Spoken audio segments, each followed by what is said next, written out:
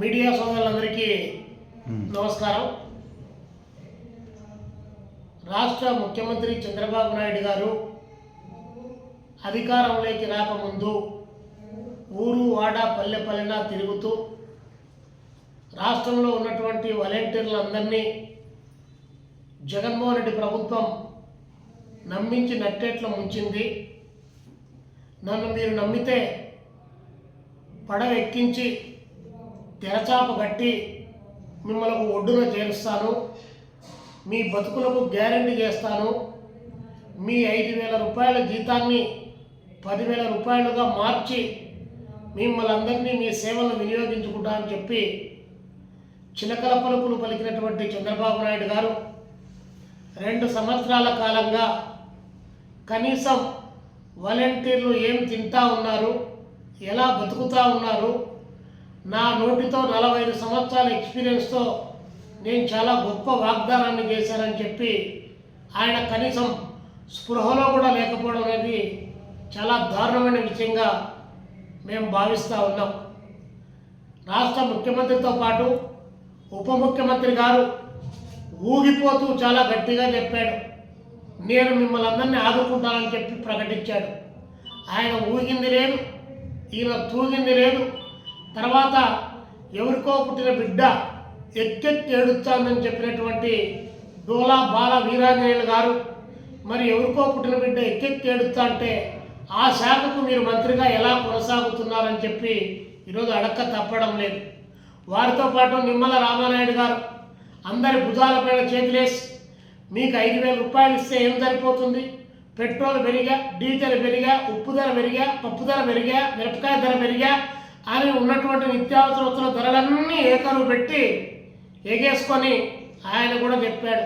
2 సంవత్సరాల కాలం అవుతా ఉంది, ఇంతవరకు నలుగురు ఉంటే నలుగురు 4 మాటలు మాట్లాడమే తప్ప 2,60,000 మంది వాలంటీర్ల భవిష్యత్తుకు సంబంధించి ఏ గ్యారెంటీ లేకపోగా ఈ 19 మాసాల కాలంలో 90,000 రూపాయల జీతాలు వారికి పెండింగ్లో ఉన్నాయి. వారికి జీవోలు లేవని చెప్తున్నారు. మరి జీవోలు లేకపోతే వారు గత 5 సంవత్సరాల కాలంగా ఏ పద్దు కింద వారు జీతాలు తీసుకున్నారో ప్రభుత్వానికి తెలియదా? ప్రభుత్వ ప్రధాన కార్యదర్శి గారికి తెలియదా? ఏరు దాటేంత వరకు ఏరు మల్లన్న, ఏరు దాటిన తర్వాత డ్యాష్ మల్లన్న అనే పద్ధతుల్లో చంద్రబాబు నాయుడు గారి ప్రభుత్వం వ్యవహరించడం ఇది చాలా దారుణమైన విషయంగా మేము ఈరోజు పరిగణిస్తూ ఉన్నాం. అంతేకాకుండా దాదాపు రాజకీయ ఒత్తిళ్లతో స్వచ్ఛందంగా మీరు రాజీనామా చేయండి అని చెప్పేసి ఈ ప్రభుత్వం చెప్తే రాజీనామా చేశారు.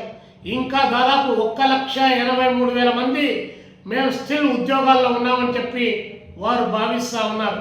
మరి అలాంటి వాళ్ళకు ఉద్యోగ భరోసా ఏంటి అని చెప్పేసి ఈ ప్రభుత్వాన్ని అడుగుతా ఉన్నాం.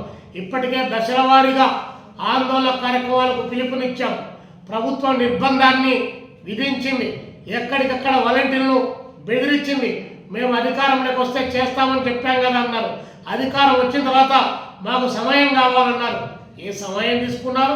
అయినా ఇంతవరకు అతి గతి లేకుండా పోయినటువంటి నేపథ్యంలో ఈ నెల 30 తారీఖు జనవరి 30 తారీఖు యువజన నిరుద్యోగ రణబేరీ కార్యక్రమాన్ని విజయవాడ కేంద్రంగా చేపడతా ఉన్నాం. ఈ చేపట్టేటువంటి కార్యక్రమంలో రాష్ట్రంలో ఉన్నటువంటి వాలంటీర్లు అందరూ 2,60,000 మంది రాజకీయాలకు అతీతంగా తరలి రమ్మని చెప్పి పిలుపునిస్తున్నాం. ఈరోజు ఆకలి పోరాటం జరుగుతూ ఉంది. ఆకలి గొప్పదా, పోరాటం గొప్పదా, లేకపోతే వారు ఇచ్చిన వాగ్దానాలు కట్టుబడి మనం ఇంకా ఇళ్లలో కూర్చోవాలో తేల్చుకోమని చెప్పేసి నిరుద్యోగ యువతకు కూడా విజ్ఞప్తి చేస్తున్నాం. ఈ నేపథ్యంలో 30 తారీఖు జరగబోయేటువంటి వాలంటీర్ల యొక్క ఉద్యోగాలు కొలువుల కొట్లాటలో మీరంతా భాగస్వాములు కావాలి.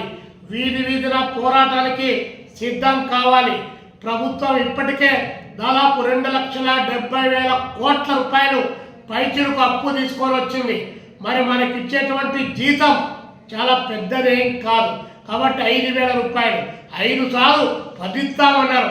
కనీసం 5 అయినా 7 అని చెప్పి మనం ఈ సందర్భంగా కోరుతూ మన ఉద్యోగాల కోసం, మన ఉపాధి కోసం మన ఉద్యోగ భద్రత కోసం, ప్రభుత్వం ఇచ్చిన వాగ్దాన అమలు కోసం 30 తారీఖున ఎన్ని అవాంతరాలు ఎదురైనా కూడా మీరు కదలి రావాలి. మీ చుట్టూ ఉన్నటువంటి నిరుద్యోగ యువతను కదిలించాలి. తద్వారా ఈ ప్రభుత్వం ఇచ్చినటువంటి వాగ్దానాన్ని మెడలు వంచి నెరవేర్చుకోవాలని చెప్పేసి ఈ సందర్భంగా పిలుపునిస్తూ పెద్ద ఎత్తున తరలి రమ్మని చెప్పేసి నిరుద్యోగ యువతకు, అదేవిధంగా వాలంటీర్లకు, రాష్ట్రంలో ఉన్నటువంటి వాలంటీర్లందరినీ రమ్మని చెప్పేసి కోరుతా ఉన్నాం. ఏ రాజకీయ ప్రలోభాలకు మీరు లోను కామాకండి. ఈ ఉద్యమానికి చల్లనీళ్లు చల్లేటువంటి వారి మాటలు వినమాకండి. మీరు కదలిరండి. ఈ ప్రభుత్వాన్ని నిలేద్దాం, మన ఉద్యోగాలు సాధించుకున్నామని చెప్పేసి ఈ సందర్భంగా పిలుపునిస్తా ఉన్నాను.